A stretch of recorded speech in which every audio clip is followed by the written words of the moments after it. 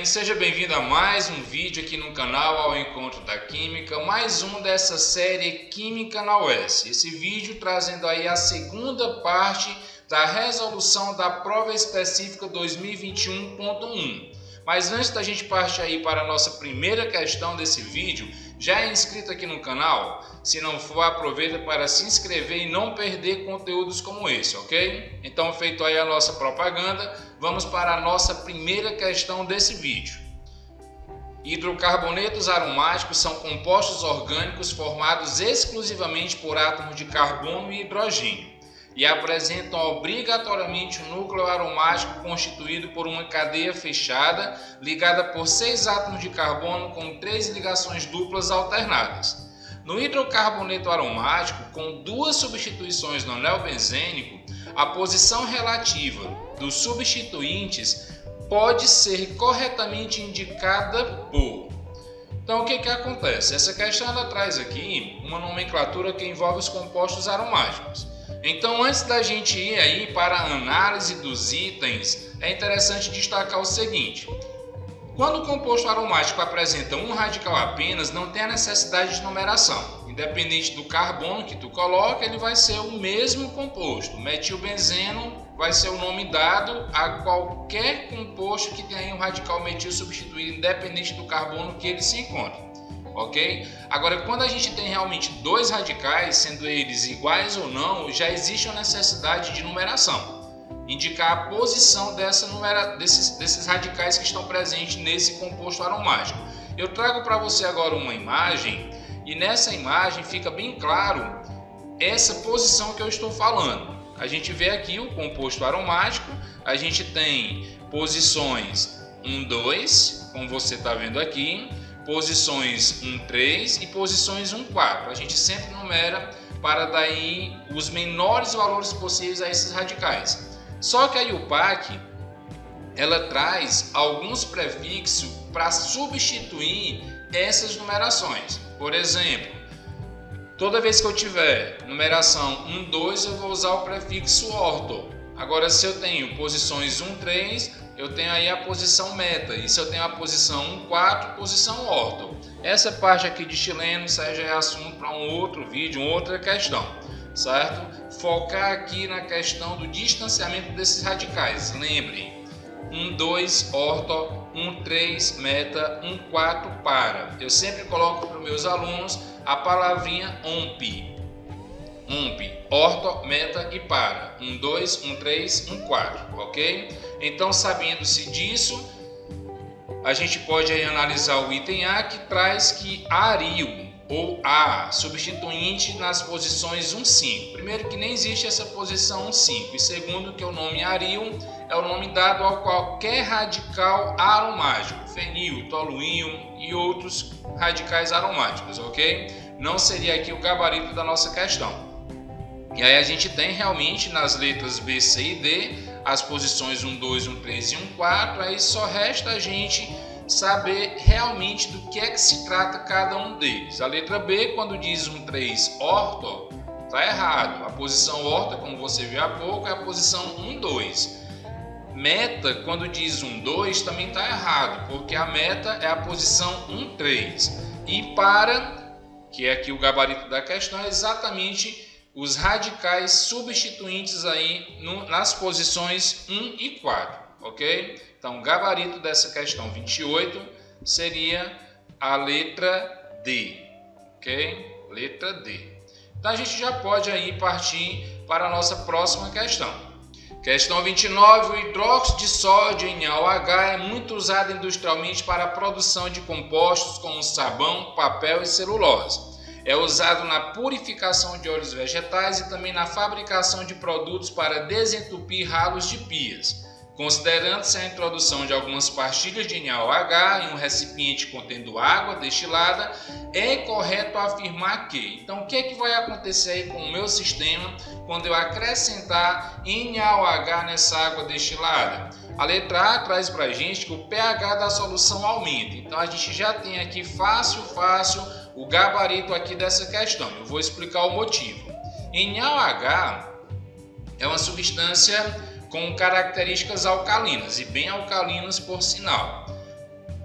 Existe uma escala de pH que varia de 0 a 14. Substâncias com pH abaixo de 7 são substâncias ácidas, acima de 7 são substâncias básicas. Então, quanto mais próximo do 14, mais básica, quanto mais próximo aí do 0, mais ácida. Então, o que acontece aqui? Se eu estou adicionando NaOH, que é uma substância realmente básica, o que vai acontecer com o meu pH é exatamente um aumento, certo? Vai aumentar o pH desse sistema formado por água, né, inicialmente. Então aqui já seria o gabarito da questão. Até mesmo porque a letra B diz que a concentração de íons H+ se eleva, certo?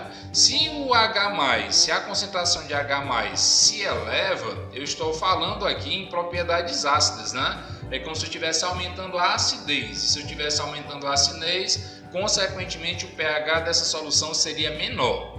A letra C traz que NaOH dissocia-se porque é uma base fraca, mas se ele for uma base fraca, ele não vai se dissociar, ok? Essa dissociação ela está ligada diretamente à força dessa base. Quanto mais forte ela for, mais dissociada ela vai ser, ok? E vice-versa, né? Quanto mais dissociada, mais forte essa base também é classificada. E a letra D traz que NaOH reage de forma cristais de sais, mas para o NaOH formar cristais de sais é necessário que ele reaja aí com um ácido, e não foi falado isso no enunciado dessa questão. Então, mais uma vez, quando a gente adiciona NaOH em água destilada, o que vai acontecer com esse sistema é exatamente o aumento do pH dessa solução, ok? Então a gente já pode partir para a próxima questão. Questão 30. Foi realizada uma experiência denominada de como fazer cristais com vinagre, cujo procedimento foi o seguinte. Primeiro, adicionou-se 50 ml de vinagre em um becker de capacidade de 100 ml. Segundo, colocou-se nesse becker uma pedrinha de calcário usado na construção civil e em seguida observou-se a liberação de um gás. Teve aí uma reação química. Terceiro, após a evaporação total do líquido, ao ser retirada do becker, observou-se a formação de cristais na superfície da pedrinha. Então a gente está falando aqui de processos químicos e físicos, né? A gente está falando aqui da reação química que ocorre no segundo procedimento e de um processo físico, já que se trata da evaporação desse líquido, num procedimento de número 3. Com relação a essa experiência, o que é correto dizer? A letra A diz que os cristais formados são oriundos da composição química do vinagre. Mas se fosse só relacionado ao vinagre, por que aqui a necessidade de colocar calcário?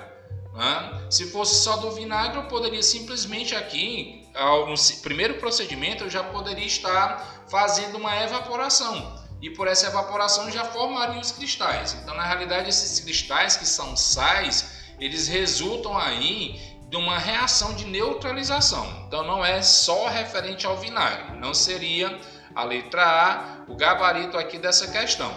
Já na letra B, ocorre uma reação química do vinagre com calcário, até aí tudo bem, liberando gás oxigênio. Aqui é onde está o erro dessa questão. Quando a gente coloca aí o carbonato de cálcio para reagir com o vinagre ou qualquer outro ácido, vai ter uma liberação do gás carbônico, CO2, e não do gás oxigênio. Então a gente pode estar descartando aqui também a letra B. A letra C diz que a reação química do vinagre com calcário cristaliza óxidos na superfície da pedrinha.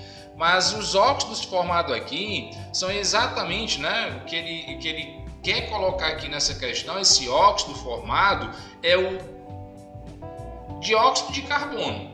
Falei há pouco, o dióxido de carbono. E esse dióxido de carbono ele não vai cristalizar. Ele até pode ficar como bolinhas ali em volta dessa pedra de calcário inicialmente, mas quando a sua pressão ela se iguala com a pressão atmosférica, ela sobe e vai aí para a superfície, ok?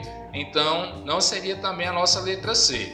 Então só resta para a gente a letra D, que traz que os cristais são sais formados, o vinagre ele atua aí como ácido, o carbonato de cálcio atua aí como substância básica de uma reação, como produtos de uma reação química do vinagre com o calcário. Então seria realmente a letra D, o gabarito aqui dessa questão. Cristais são formados como produtos de uma reação química entre vinagre e o calcário, beleza? Mais uma questão, questão 31 dessa prova. Os hidrocarbonetos podem passar por reações tais como nitração, hidratação, halogenação e sulfonação, que se encontram entre as principais. Considerando que as reações orgânicas, porque passam hidrocarbonetos apresentadas nas opções a seguir, ocorrem nas condições exigidas para cada caso específico, assinale a afirmação verdadeira. A letra A diz que a nitração do benzeno produzirá uma amida aromática. Quando eu falo em nitração, eu estou falando de uma reação que envolve aí o ácido nítrico, né, que é o HNO3. Só que esse ácido nítrico, quando ele está presente aí nesses mecanismos de reação, é como se ele formasse, a quebra da ligação ocorre exatamente dessa forma. Eu tenho aqui o OH e o NO2, certo? O que vai acontecer nessa reação de nitração? Essa ligação vai ser rompida e esse NO2 vai atacar o composto aromático, no caso aqui o benzeno. Então, se esse NO2 é incorporado no benzeno, eu não vou formar uma amida, eu vou formar um nitrocomposto, no caso nitrobenzeno. Ok? Então o item A ele é errado ao dizer que por meio da nitração eu vou formar uma amida aromática. Se eu estou falando em nitração de um composto aromático, eu vou formar um nitrocomposto. Ok? Nitração, nitrocomposto, não amida. A letra B traz que na reação do metano com o ácido nítrico haverá a formação do nitrometano. Pronto.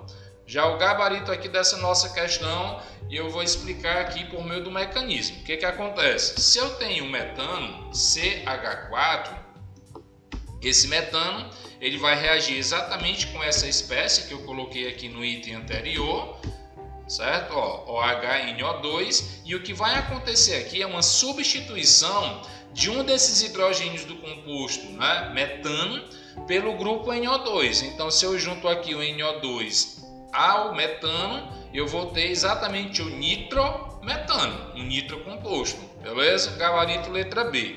Por que a letra C está errada? A letra C está dizendo que a halogenação do eteno é realizada em duas etapas, e não. O que ocorre aí é uma reação de adição. Quebra-se a dupla ligação do eteno, entra-se o halogênio e morreu o assunto. Ok? Já teve aí a reação. Já a letra D, a formação do eteno ocorre na hidratação de um alcano. Mas como é que eu vou hidratar um alcano? Para hidratar é necessário que houvesse realmente uma insaturação, certo? Então não seria um alcano. Poderia estar promovendo aí a formação de um eteno e não era nem pela hidratação, né? Na realidade, se eu pegasse a molécula do etanol, produzisse aí uma desidratação, aí sim eu formaria o eteno. Então esse item dele está errado tanto ao falar aqui em alcano, como está errado também ao falar de hidratação, quando na realidade seria desidratação, beleza? Então gabarito da questão 31, letra B. Questão 32, um grupo de pesquisadores da Universidade William e Mary dos Estados Unidos encontrou o isótopo radioativo Césio-137 em uma amostra de mel. O Césio-137, subproduto da fissão nuclear do urânio e do plutônio, é encontrado em solos de baixo teor de potássio e, ao ser absorvido pelas plantas, chega até as abelhas através do néctar das flores. Quando atacado por um nêutron, o urânio-235 produz o isótopo Césio-134, rubídio-90 e... Então, antes da gente ir aqui para a equação que representa esse fenômeno descrito aqui no enunciado, como que a gente poderia estar representando aí uma partícula alfa? A partícula alfa ela é constituída por 2 prótons e 2 nêutrons, certo? Ela é representada exatamente por essa letrinha. Alfa, o 2 aqui no número atômico e o 4 aqui como número de massa. Número atômico, os 2 prótons, número de massa, exatamente os 2 prótons e 2 nêutrons, ok? Como fala aqui em 2 partículas alfa, está aqui a representação.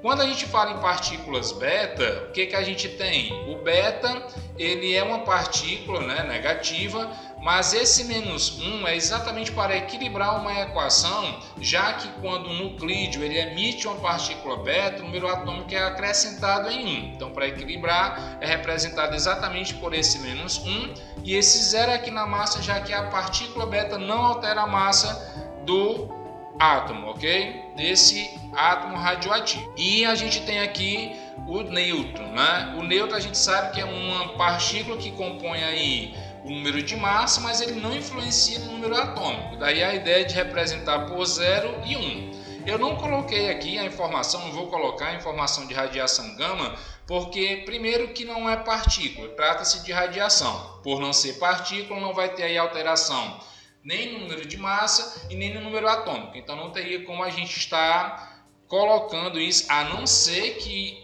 deu o número correto entre reagente e produto. Mas vamos aqui, você vai entender melhor quando eu colocar aqui a equação fornecida no enunciado, certo? O que a gente tem aqui? Ó? Vamos lá.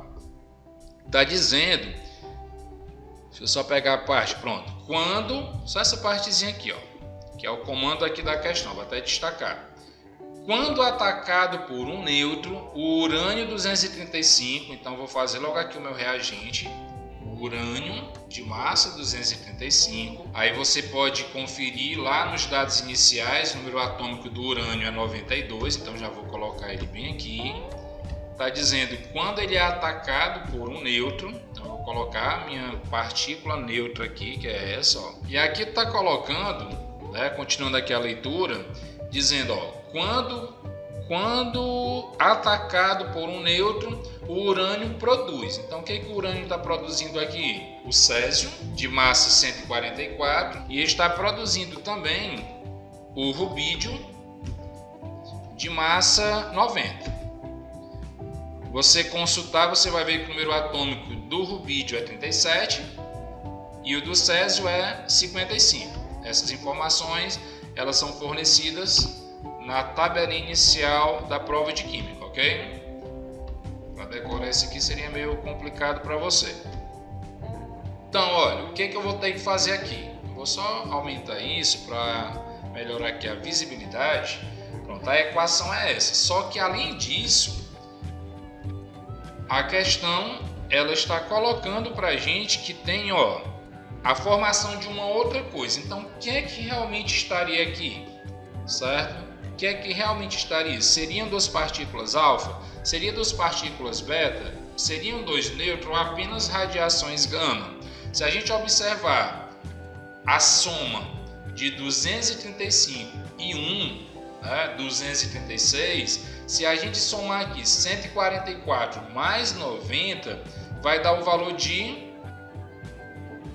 144 mais 90 dá 234, certo? 234. E aqui a soma dá 236. Então já sei que aqui eu vou ter, ó, nessa partezinha aqui de cima, eu vou ter dois em massa aí, ok? Para equilibrar. O que eu estou fazendo aqui nessa questão é exatamente equilibrando o número de massa que tem no lado do reagente antes do processo de emissão com o produto, ok? E quando a gente vê aqui nos números abaixo, 92 e 0, então a gente vai ter realmente no lado do reagente 92, se a gente somar aqui, ó, 55 mais 37, a gente vai ter exatamente 92, então aqui seria 0, ok? Não teria necessidade de colocar nenhuma partícula. Então vamos lá. Primeiro, se tem aqui alguma alteração no número de massa, não vai ser radiação gama, ok? Não vai ser radiação gama, isso porque a radiação gama ela não altera as partículas. Se eu tenho aqui que não foi alterado nada desse número atômico, também aqui não seria nem partícula alfa, que aumentaria 2, e nem partícula beta. Na realidade, a alfa diminuiria 2 e a beta aumentaria 1, né? Então, ó, não seria nem letra A, nem letra B e, como eu falei, nem letra C. Por que o nosso gabarito é letra D? Não entendi, professor. Você disse que a partícula neutra ela é representada por 1 e 0. Por que aqui tem um 2? Porque, observem, são duas partículas neutras, ok? Então, se eu pegar isso aqui e colocar aqui, olha o que é que eu tenho. Eu tenho exatamente aqui o que estava faltando para equilibrar essa equação. Mais uma vez, 235 mais 1, 236, 144 mais 90, 274, só que duas vezes essa massa 1, 236. E aqui a gente sabe que é 0 porque 37 mais 55 já é exatamente igual a 92. Ok? Então, o gabarito dessa questão, letra D. Mais uma questão, a questão 34 e a última aqui dessa segunda parte da resolução da prova específica 2021.1. Ao trabalhar na faxina doméstica, alguns operadores misturam diferentes produtos domissanitários com o objetivo de maximizar o seu desempenho. Um perigo. A operação é temerária por produzir substâncias altamente tóxicas. Por exemplo, quando o amoníaco é misturado com hipoclorito de sódio. Está dizendo que ocorrem várias reações indesejáveis e aí pede, os produtos formados em um primeiro momento são.